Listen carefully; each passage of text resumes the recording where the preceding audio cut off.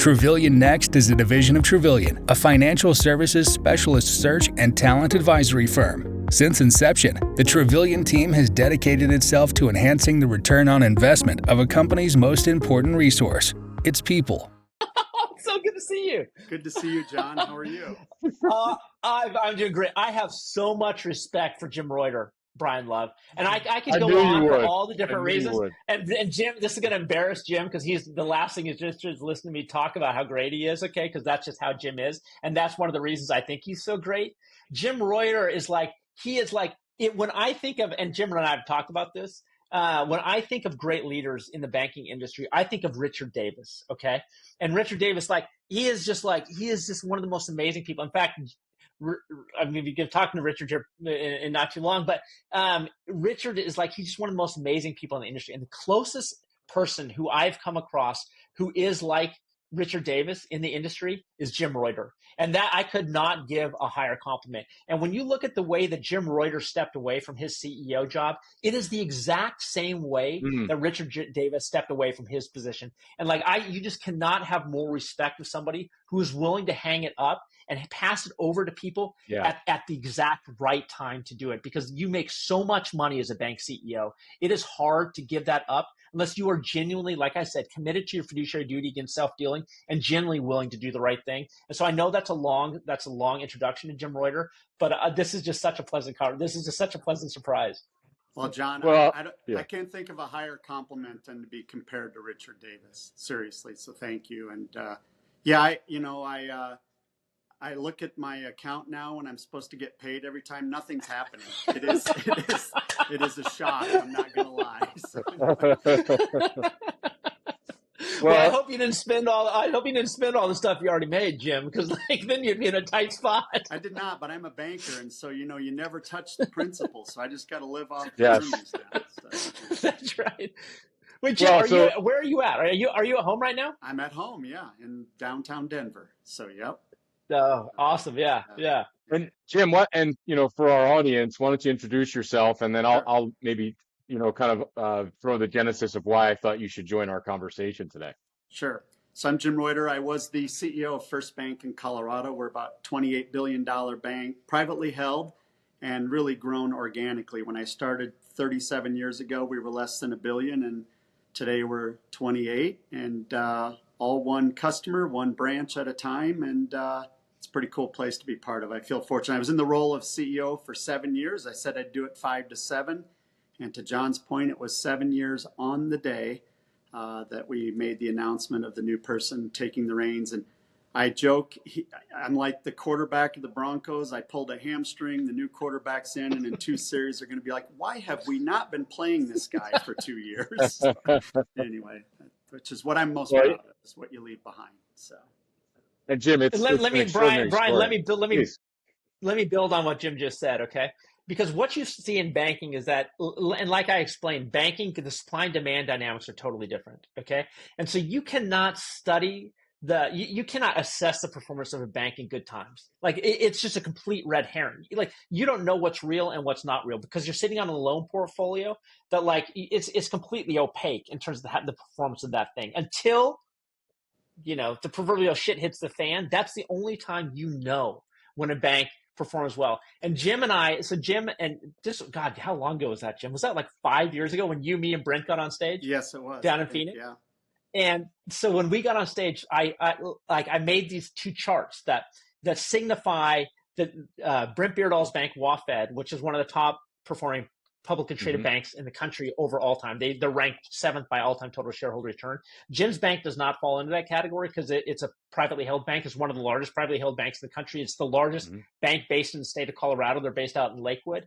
But when you study banks, if you study them over a long period of time, you don't look at the good times to assess their management cognizance. You look in the bad times. And so the chart I put up about Jim's bank it showed I think it was the ROA. I can't remember if it was the ROA or the ROE. It's probably the ROA because Jim would be an ROA thinker because he understands how you can just jack things. You can just jack up your ROE with leverage. So the thing that really the way that you assess it on a non-leveraged basis is you go through your ROA. So I'm pretty sure it's ROA.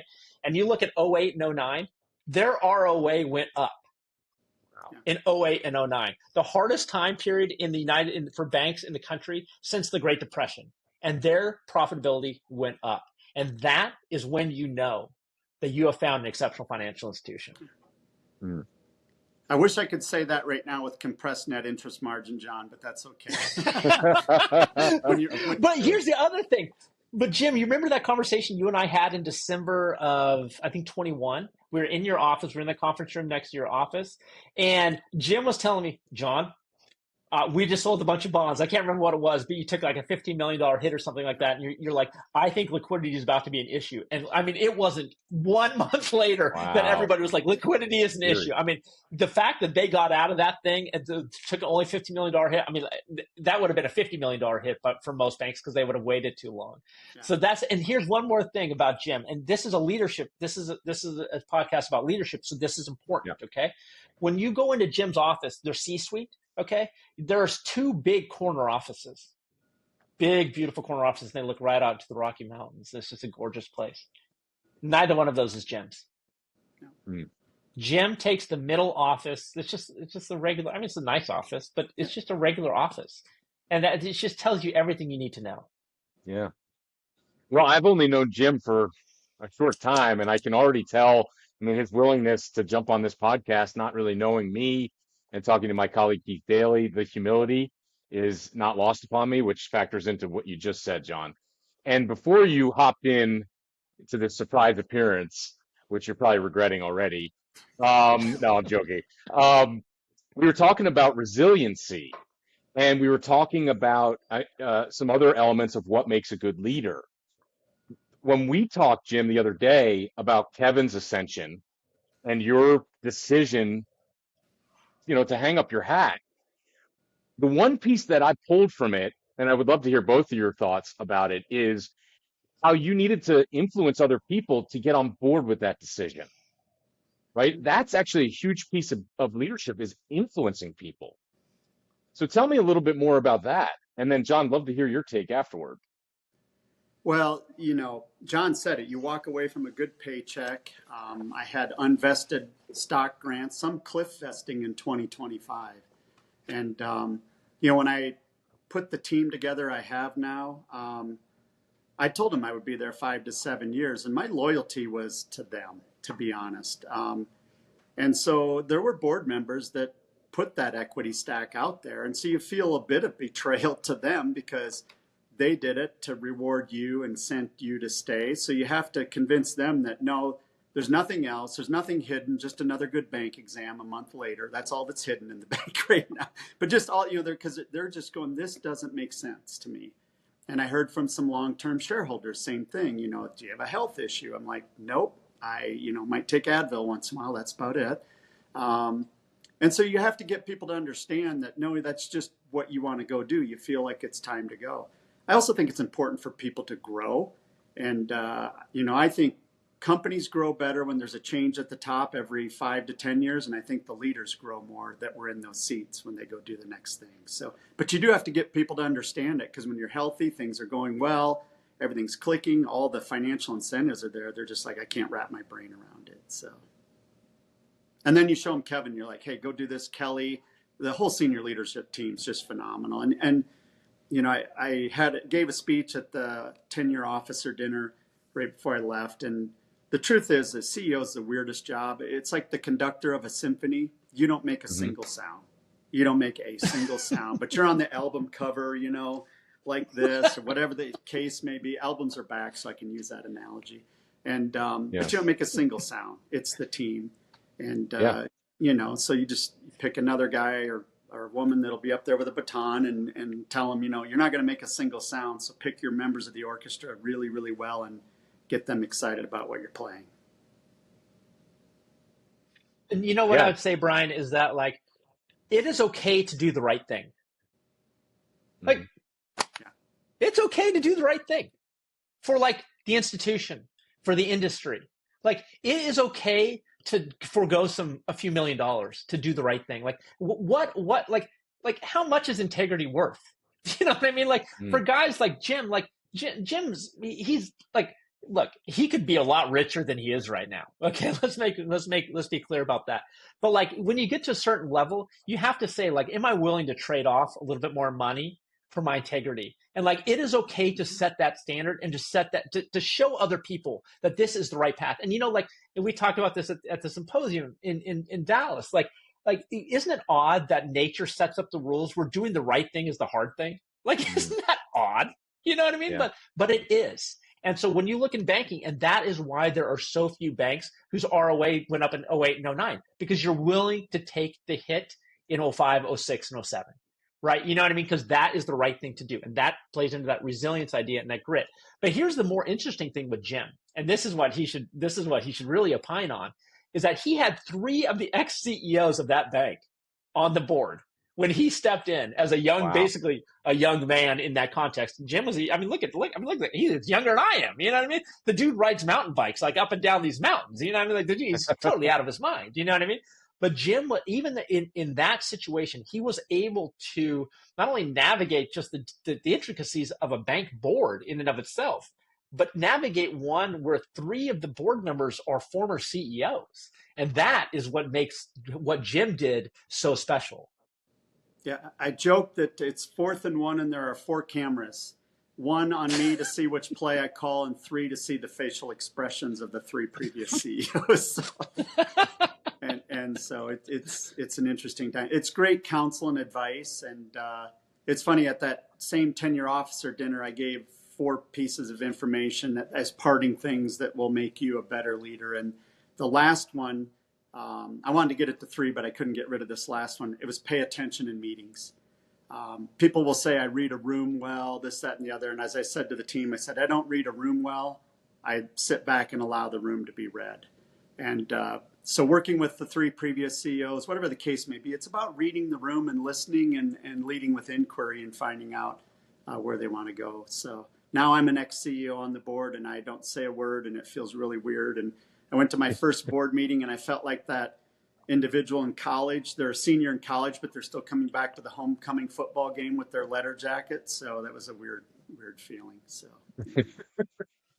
But let me bring up another point, because this, like the way that they handled their succession, like this, that is a case study to follow and to learn and to follow. Because you look at, let's just compare again. Let's talk about Richard Davis, because it's the closest analogy.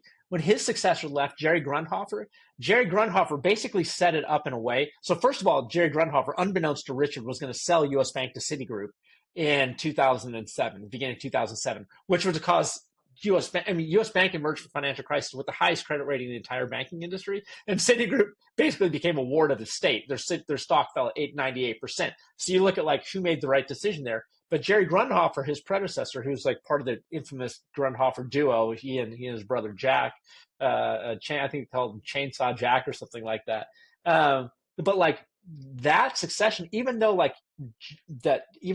Richard was the right person to pick, Jerry had set up like this fake horse race between him and this guy named David Moffett. And then when he actually anointed Richard, or told him he was going to be the next CEO, like it wasn't but a month or so later that Richard found out that what Jerry was trying to do was sell the bank to Citigroup, and like it was just a cluster F, you know what I mean? Mm-hmm. And like if you follow everything happened ever since then, like it's just no bueno in banking, because of again those supply and demand dynamics. That institutional knowledge that you build in an institution is so important to retain that knowledge, as Jim can attest, because these are people who've seen these other cycles that you come through. So you get access to all of that knowledge. But if you do not have the humility to say, like, I'm willing to be the bank CEO with these other CEOs on the board, if you do not have that humility, if your ego is too big that it gets in the way, that is a problem for your institution. And again, that boils down to, are you genuinely committed to the fiduciary duty against self-dealing, or are you not? Is this about the institution? Is this about your people? Or is this about you? Yeah. And when you step away like the way Jim did, and you look at how Richard managed that bank, you look at Mick Blodnick, the dude made like $250,000 a year in 2011. Another person in his peer group made $4.5 million, and nobody came close to Mick's performance. And so you just that's what it all really boils down to. Yeah, and Jim, oh, by the way, John, you did tell a more detailed version of that Richard Davis Citigroup story in Dallas, which was just amazing to hear. But Jim, when we talked the other day, you pretty adamant that most organizations, in your opinion, are best served as turning leadership over in a seven to 10 year period. Mm-hmm. And I thought that was really interesting to hear. And you stood by those words, and you're doing it right now with your actions.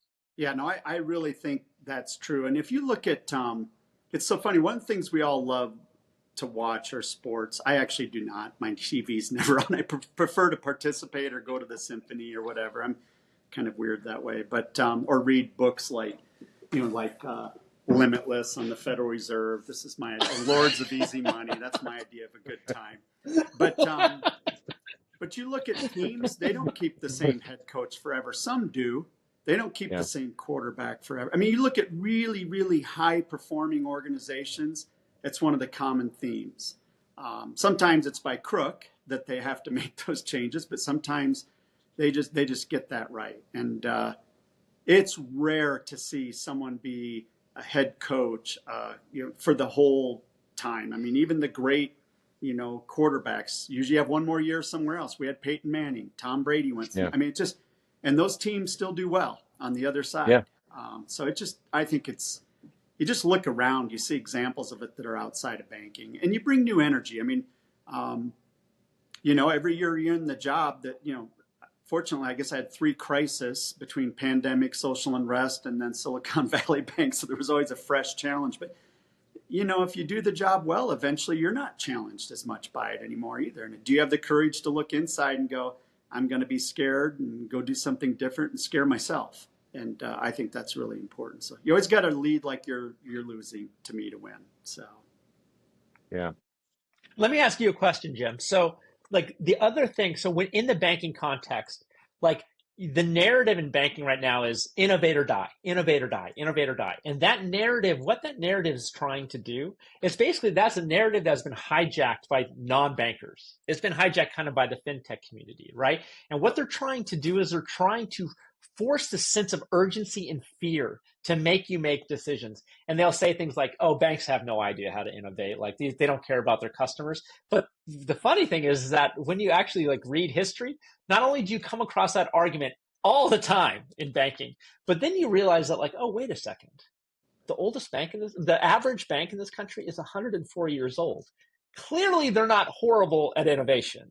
But at the same time, you have to innovate, but you have to back yourself off of that fear, that making decisions as a result of fear, right? Because you're making decisions as a result of fear. You're hijacking the rational decision-making process. And you look at your bank, you guys are as conservative as they come. Yep. You are as conservative as they come. And yet, you were the third bank on Zelle? Fourth. The fifth bank on Zelle? Fourth bank on Zelle? Yep. Yeah, and so you think okay, here's this really conservative bank that's not willing to go public. That's just it's just a Colorado-based bank. They just make really good loans to people that they know really well in Colorado. And then they're the fourth bank on Zelle. How do you think about managing that? And you're a very tech kind of focused. You're tech forward thinking CEO. How do you balance those two things? That the absolute necessity of operating conservatively, particularly with your loan portfolio, which is the thing you sell, mixed with the need to continuously innovate because there are new things coming on online for banks in terms of how they serve their customers. Yeah, I think if you start every day, well, first of all, you got to be curious. You got to look at what's going on outside of banking. I think one of the biggest mistakes we make as leaders, as banks, is we study banking all the time versus I'm on Instagram. I'm all over, I'm looking at all sorts of other industries. I always say we're in the hospitality industry if you're running a good bank. And that's probably the thing that when I'm out and about that annoys me the most is bad hospitality experiences. And I think that's what we do. We run hotels for money, restaurants with money. And so I study those industries a lot. But then at the end of the day, it's all about meeting customers where, when, and how they want to be met. And so a current sort of theme that's going on, and there's some resistance. In fact, the CFPB's built some criteria and strong recommendations for open banking.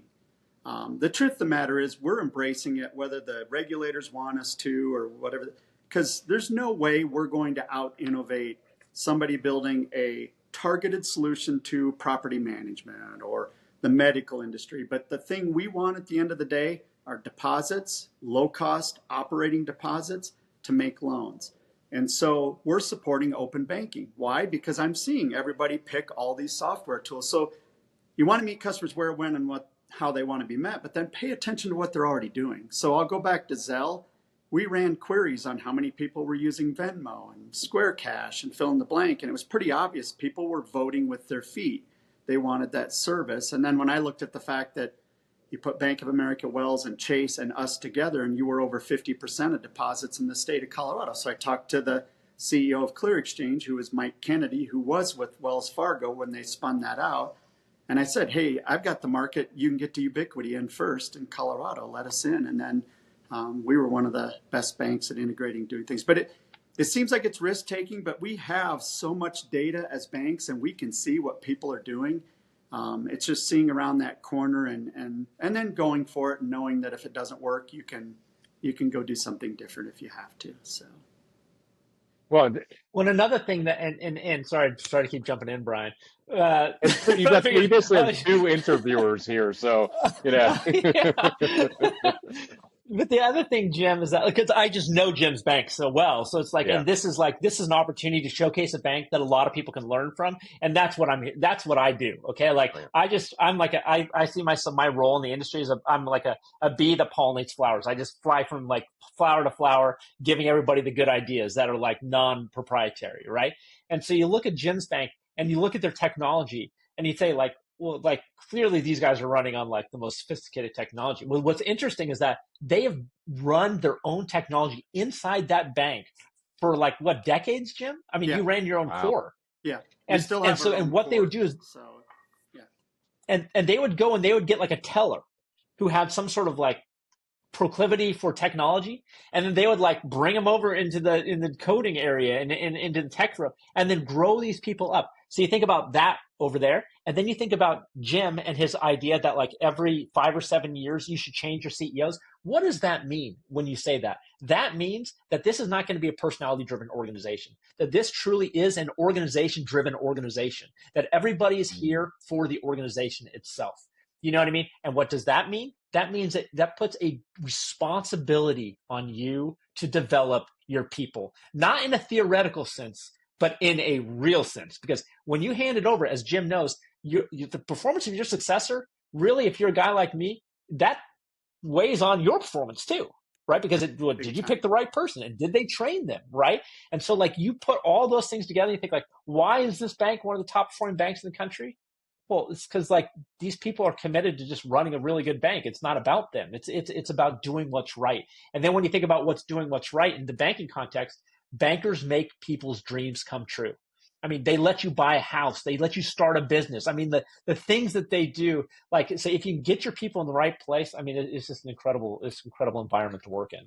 And just a quick addendum before you respond, Jim, you started as a teller, if I'm not mistaken. I started as a management trainee in Palm Springs, Palm Desert. We had one location. Our founder wintered out there, and he did not want to bank with a competitor, so he opened a location in Palm Desert.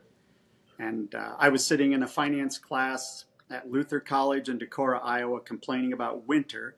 And the sister of the president of FirstBank of Palm Desert said, well, you should send my brother a letter and see if they're looking for somebody. And I did. And that's how I got hired and started out there. And I was there about 1.5 years, and I wanted to transfer to Colorado. And they said, where do you want to work? I said, anywhere but the headquarters, because I love being in the branch with customers. So they properly placed me at the headquarters.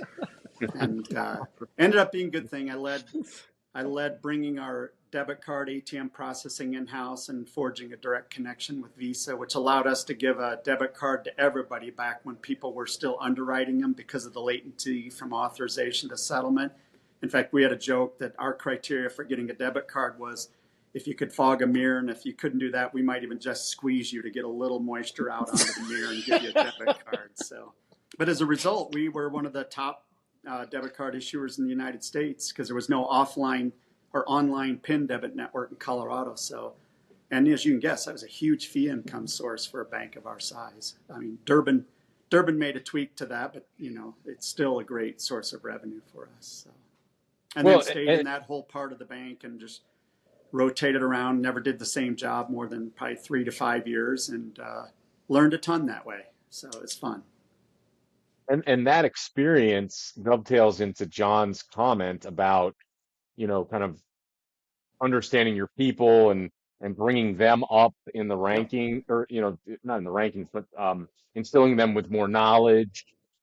I'm curious, because that's a huge conundrum. And by the way, John, I think I mentioned this earlier. You mentioned that young people need to be infused into everything we do, even your symposium. They literally, who's going to inherit this industry, right? That's the conundrum that no bank has really figured out over decades now, is to keep grinding with younger talent and bringing them forward. So I'd like to hear how you've done that, Jim, and how your prior experience influences you. Yeah, so FirstBank, when it was started back in 1963, it was started in a trailer in the parking lot of Lakewood. It's called the Check Wagon. And they couldn't get anybody. It was a brand new bank. They wanted to hire experienced bankers, but experienced bankers were like, you guys are in a trailer in a parking lot. And so they started hiring management trainees right out of college and taught them banking. So we'd like to say we did it because we were smart and visionary. It was really out of necessities where it started. But now we hire 30 to 50 management trainees every year.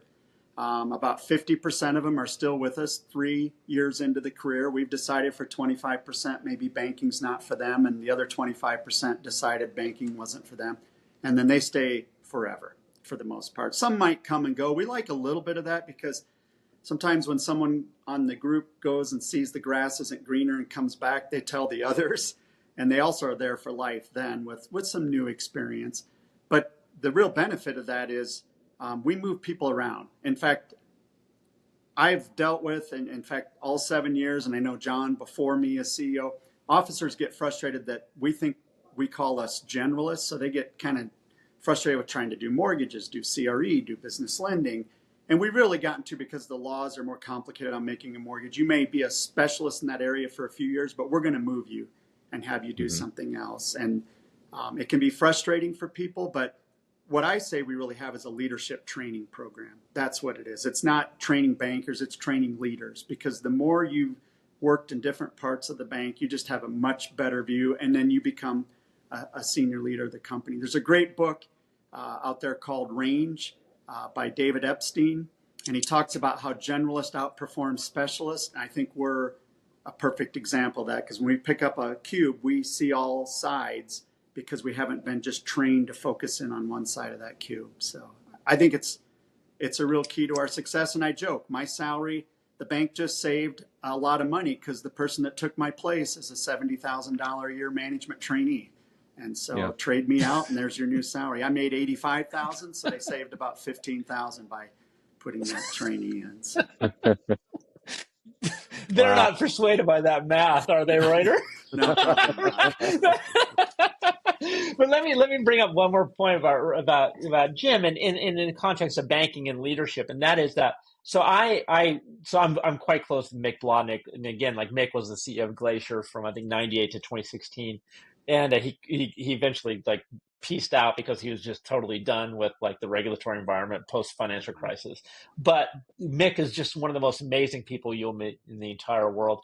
And Mick, I once asked Mick, and I said, Mick, what is the key? Again, like if you rank every public traded bank by all-time total shareholder return, Glacier's number 1 or 2, depending on where you are in a particular point in time, because M&T is up there with them too. But I asked Mick one time, I said, like, what is the key to success? Like, what have you noticed? What is the commonality of these people who are like incredible leaders versus the people that aren't? And he said, the thing that I have found that distinguishes the most successful people from others is that the people who are successful are constantly learning. They're always curious, always trying to learn. And that's one of those things that you like, that's like a cliche, continuous improvement and all those things, all those types of things. You know what I mean? Like, but cliches, like when you take out the garbage with cliches and you reduce them to their essence, There's so much truth to them. And one of the things with Jim, he's like, there aren't a lot of bank CEOs in this country who I can go around and be like, okay, what's the best book you've read? And then they have to actually process not because they haven't read a book recently, but because they've read so many books recently. And when you're a reader like us, like you read like the first chapter, if it ain't good, you get rid of it. And then so you're only reading good books all the time. So anybody asks you, like, what's a good book you've read recently? It's actually quite hard to answer that question out of books, and you're a discerning reader. And Jim is one of those. And like you look at like a Richard Davis. Richard Davis said the same thing. Ross McKnight. You heard Ross McKnight speaking in Dallas. Like he is constant. He's learning like how to create the best producing ranch, how to maximize the profits that he's making from his oil and gas empire. And then again, it's the highest performing commercial bank in the country. And that thing, and it is not about saying that. It is about doing that. And doing that means sitting alone in isolation a lot and just trying to learn. And that, you think about leaders, and we all have this idea of like Jack Welch and being like the top leader in the country and like barking orders and, well, you know, like a field general, you know what I mean? But when you look at banking, it is a different leadership prototype that truly results in exceptional performance. So, John, I got to tell you something funny I've done for the last 5 weeks. I can't believe I'm going to share this on something a lot of people will watch. But my son was living in, one of the things I said to my officer team is I said, be real, even if it's a goofy version of who you are. But my son was living in Williamsburg. He's a data scientist, so he can work anywhere. And because he wanted to give New York a try. So I helped him get set up there, paid 3 months rent. So he had 1 month's rent left when I left the bank, about 5 weeks left. And he said, I don't want to be here. I want to be back in Colorado. I said, okay, you get your butt back here, and I'm moving into your apartment in Williamsburg. It gets better. I had 2 roommates. I lived in a room for 5 weeks that I kid you not, I was within an inch of being able to touch both walls. And to your point, one of the reasons I did it is I wanted to, one, get out of Dodge, just because everybody's like, let's do a happy hour. I don't want to do that. It's like, nope, Kevin's in charge. I'm out of here. He knows where to find me. And then I rode the subway. I explored all of New York. I went to every museum. I went to jazz. And it was all to stretch my brain anew. I mean, I got on the uptown train when I wanted to go downtown. Then I had to figure out how to flip around and yet not look like this vulnerable goofball, you know, with my phone that looks like, that's a guy we ought to mug right now because he's clearly lost. But it was the most, and I became the surrogate father to, you know, these 2 roommates, one from Australia, one from Liverpool. The parents actually offered to pay another month's rent so I would stay. Everyone's trying to pay you to stay, Jim. I took out the garbage and I bought paper products. We'll just leave that alone. But I was amazed every time I went away, there'd be no toilet paper. I'm like, do you guys just jump in the shower or what do you do? So anyway, I just want you to know, to go from CEO to college dorm room in Brooklyn for 5 weeks. It was the best thing I could have done because it just ripped me out of my old world. And it was a good and I sat alone. I read 2-3 books. The Lords of Easy Money. If you haven't read that as a banker, that's an absolute read. But to your point, you have to create that space to do that. And you got to put yourself in a setting that isn't normally yours. And a room that was smaller than any dorm room I lived in college was certainly that space. So, anyway. All right, Jim, favorite book of all time. No. Let me ask a different question. Most valuable book or books you've ever read. This is going to sound funny, but it's called It's on Me by, and I actually have it sitting, it's not sitting here right now. It's on Me by Sarah, her last name, I'm drawing a blank. It's a psychologist book. And it's all about making decisions and control, and not making decisions is the same thing as making decisions. It's a really good book. It's one of the best, and it's fairly new. It actually says it's for the millennial. So check that out. It's a book written for the anxious millennial, I think, or something like that. But I was wandering around Williamsburg and I saw it there, and I'm like, I thumbed a little bit of it, and I thought, this is a good book for me to read right now because I've got to make some new decisions, and not making decisions is as much as making a decision right now. So it was and I just read it, loved it. Another one's Chip Conley's Learning to Love Midlife.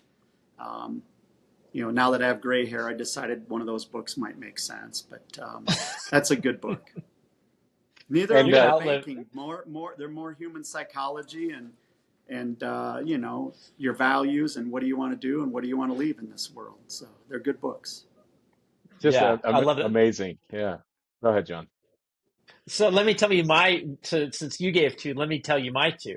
And so you know that like I've read a lot of banking books, probably too many, which explains my pathetic social situation.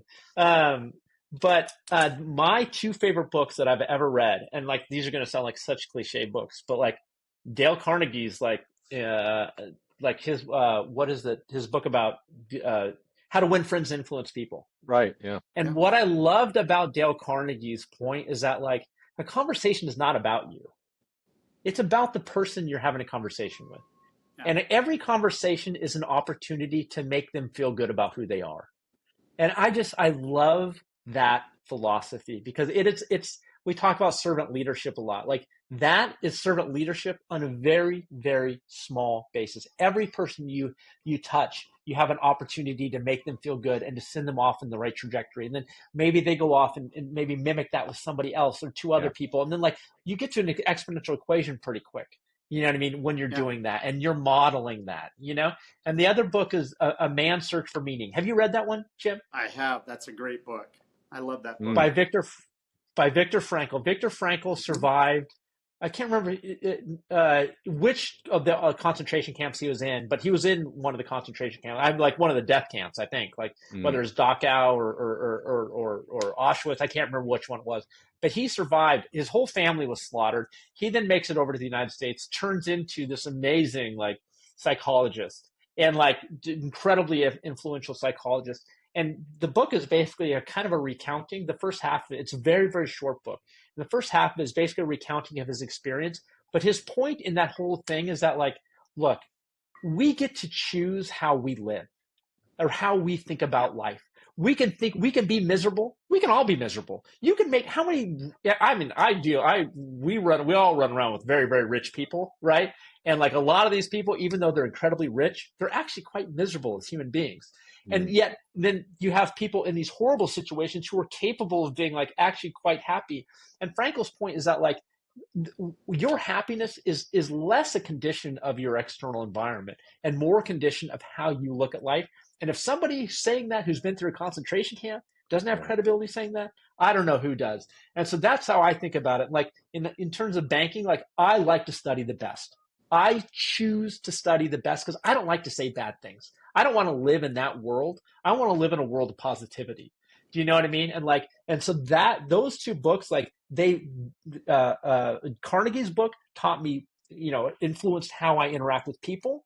And the other thing that Carnegie says is there's no sweeter word in the person's vocabulary than their own name, And I just think that's such a wonderful thing because it's like, it is okay to make people feel good. Don't give them false compliments. Give them pinpointed compliments that they deserve and they have earned. You know what I mean? But make them feel good about who they are and then feel good about who you are. And it is okay to feel good about what you're doing and being positive about it because that rubs off. Yeah. So that It's On Me book references the concentration camp stories and different things. So same thing. It's funny. So the 4 things that I gave the team is things that I said, if you do these things, they make a big difference as a leader. One was to be real, be yourself. People don't want you to be perfect. And they want to know you. They want to follow you. 2, diversity matters. And I know it's a topic that's gotten a lot of attention at different points and times, but it just matters. 60% of our management are women. We have over a third of our team is ethnically diverse, because we look like our community. But it also just makes for better, stronger teams. And then I had the pay attention in meetings, and I said I attended over 300 audit committee meetings in my career. That is why I'm retiring. And then the other one, though, was, and John touched on this, was to operate with a wide lens. I think too many people operate with sources of information that resonate with them.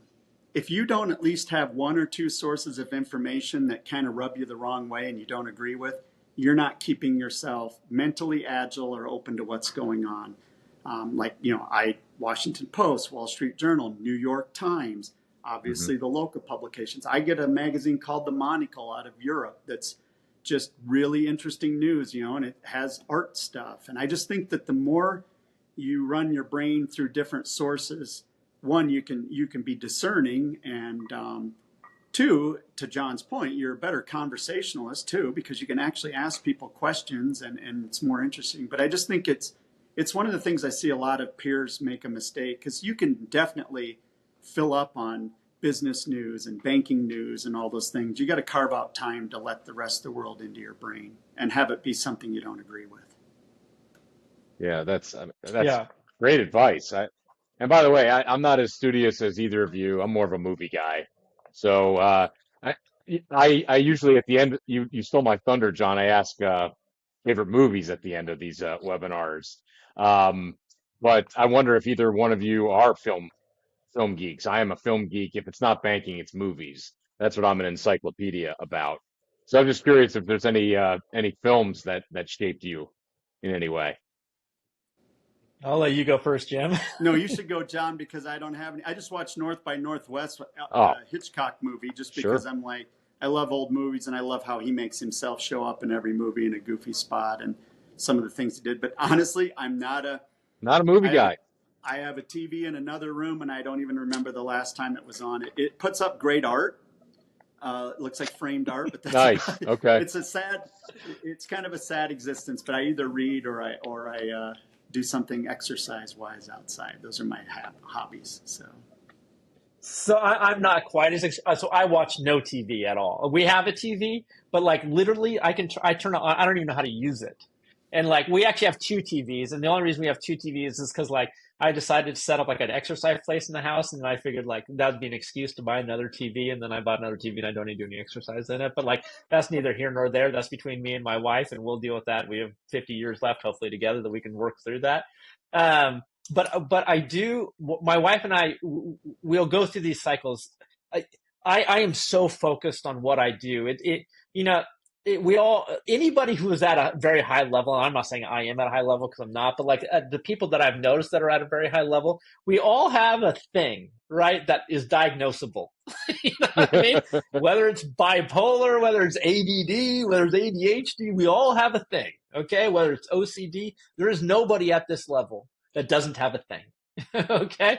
And my thing is just a complete obsessiveness with learning and mastery of the different subject matters that I learn along the way. And so I put these blinders on, and in many respects, this is not the right way to live, because like work-life balance doesn't compute with me. Like I can't turn on and off. I'm just always on. You know what I mean? Jim knows this. I mean, he's seen me in all different environments. It's just I'm just always on. You know what I mean? For better or for worse. You know what I mean? But my wife and I have gone through these periods where we'll binge on movies from Germany or movies from Argentina or something like that, just because for an intellectual exercise to take a break from other things. And in one of those binges, I watched. Have you seen The Lives of Others, Brian? I did. Well, I've seen that movie. It's German. It's German. Yeah, it's German. I saw it years ago, though. Yeah. And so I've gone through my life. I've gone through subject matter by subject matter and tried to kind of master each subject matter. That's what got me into banking. And so World War II and the Holocaust, that's one you go back to. And I see this with one of my sons who's a voracious reader. You go back to it again and again and again because you cannot figure it out. How did they do this? Why did they do this? How does that even make sense that humans could set up you just can't figure it out. And so you look at it from the people who are in the camp's perspective, look at from the people who who set up the camps from their perspective, look at the historian's perspective, you look at from the perspective of your average German or your average Polish person, you look at you come back through many times in life to study it. And this is one of the kind of the movies that kind of helped me understand that. We kind of set the stage for what was like living in East Germany after World War II, when you had that separation, and just the way the story is told, the emotions through which it is told, and the way they're able to tap into the emotions of the viewer is just so amazing. And because what I think, and I talked about this at the event, at the symposium, Brian, I see my duty in many ways to educate. But if you want to educate, you have to entertain. If you do not entertain, you cannot educate, because you'll lose people's concentration. Yeah. Do you know what I mean? And that is what and when you think about the duty to entertain, what are you trying to do? You're trying to do nothing more than the same thing that a slot machine is doing. You're trying to do nothing more than that a drug is trying to do. You're trying to release those chemicals in their brain to get them there and engaged. Do you know what I mean? And so like a movie that is able to emotionally touch you is one that you can durably learn from. And that's why I like that movie so much. Well, hopefully this webinar will do this, this same thing for our viewers, right? Entertain, educate. On this note, I just want to thank both of you for being here. Thanks Brian, for playing give along. us your favorite movies. My favorite movies.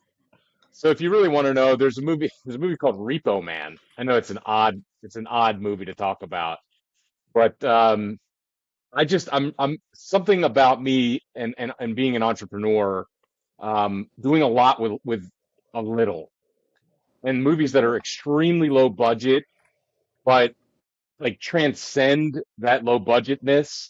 I grew up watching a lot of horror movies and some silly movies, and I just, for whatever reason, I studied film. These are the movies that had profound effects on me. And I don't know, I think it's propelled me to be entrepreneurial in my own career. So that's the best answer I can give you. That's a good one. Hey, I did think of one the year the Earth changed, which is a documentary that was done, I think about a year into the pandemic, about the positive impacts of all of us quieting the Earth.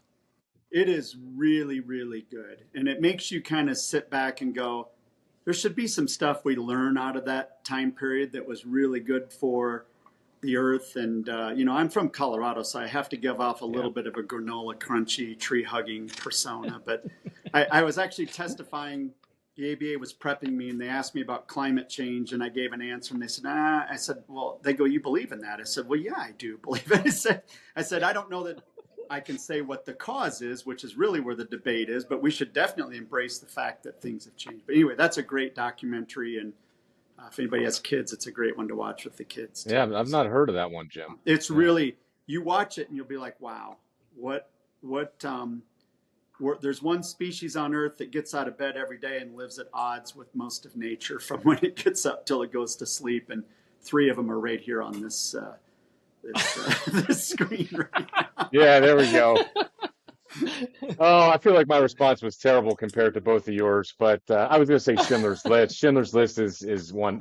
I'm Jewish, and you mentioned the lives of others and the Holocaust, and that movie had a profound effect on me when it was released in 1993, and I've never forgotten it. But Repo Man and Schindler's List couldn't be any different. So anyway, on that note, John, thank you. I mean, this was a call for you and me. We have a surprise guest. I think it was a wonderful conversation about all sorts of things, including leadership. And Jim's story about what he's been doing over the last 5 weeks, I think just made my entire day.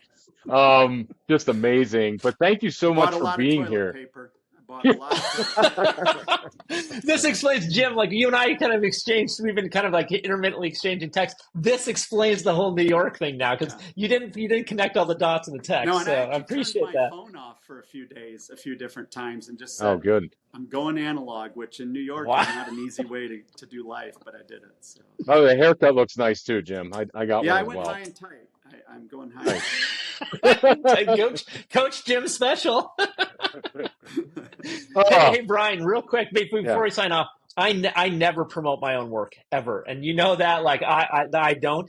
But right now, I'm doing a lot of things. I do a lot of things for the industry, okay, where I finance it myself. Like that symposium, I ran that out of my personal checking account. No joke, okay? And so I don't promote my own work, but I'm going to promote my own work on your show right now. Please do.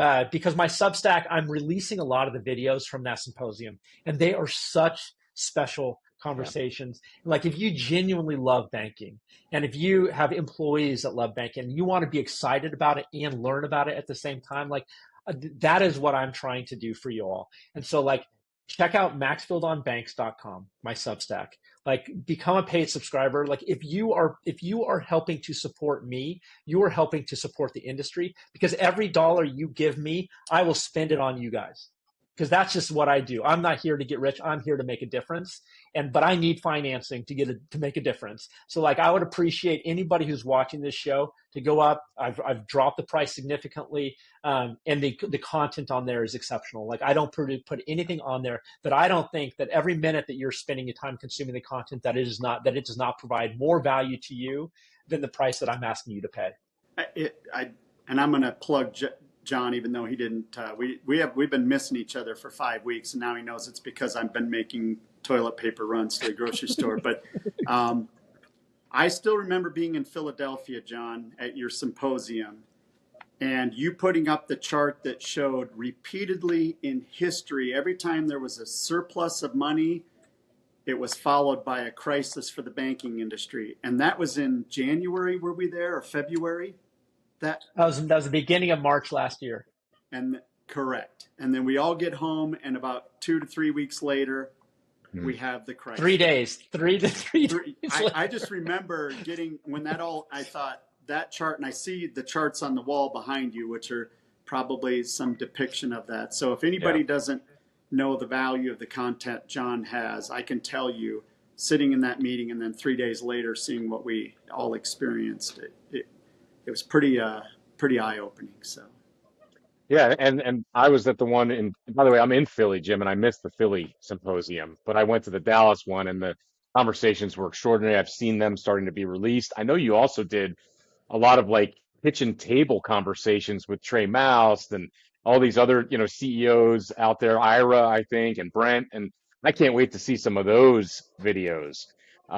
They're just special. They're unlike other conversations that you'll see out there. So here I am, kind of endorsing you as well. So yeah, it's a love fest, I need all the help I can get, gentlemen. All the help I can get. We know that. So I appreciate it. Yeah, it's right. Pretty obvious. So we'll put up the "Send Money Now" title when we edit this. It's like a telethon. No. In any event, thank you both. This was something that was just an idea I had, and I think I've just really, really enjoyed both your perspectives on leadership, on banking, and just fascinating stories. And I hope to talk to you both in the very near future. Sounds great. Thank you, Brian, for doing this. And John, good to see you. Oh, you're the best, Jim Reuter. What a pleasant surprise. And Brian, again, I just can't thank you enough for the opportunity to get to know you and develop a friendship with you. It means a lot to me. So appreciate you all very much. Oh, my pleasure.